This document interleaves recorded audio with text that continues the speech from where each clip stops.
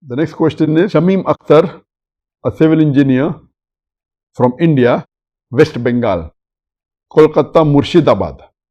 Sir, I like you and I love you. 1, 2, 5 hearts.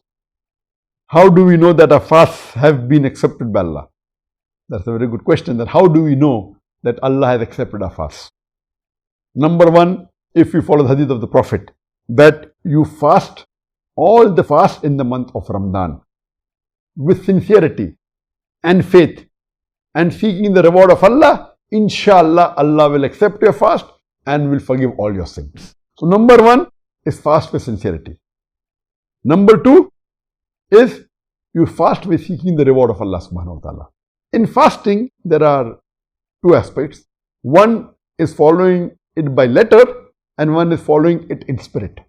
Following in letter, you have to abstain from all the fast breakers, the 10 fast breakers. You don't have to eat, you don't have to drink, you don't have to involve in the sexual activities and so on and so forth, the 10 fast breakers. So this is following in letter. In spirit, you have to abstain from telling lies, abstain from bad deeds, you have to do good deeds, you have to keep on speaking the truth and so on and so forth. So if you fast in letter as well as in spirit, inshallah your fast will be accepted. And it's the duty of every Muslim that he should fast with sincerity and should have confidence that Allah will inshallah accept the fast. What are the signs that you can see that your fast has been accepted? There are various signs. One of the signs is that after Ramadan you see that your good deeds have increased as compared to what they were before Ramadan.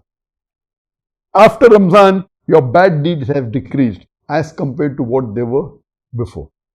You realize that your ibadah has increased, your salah has increased, your charity has increased, your good activities have increased. So this is one of the signs that when your ibadah increases, your good activities have increased, inshallah Allah has accepted your fast.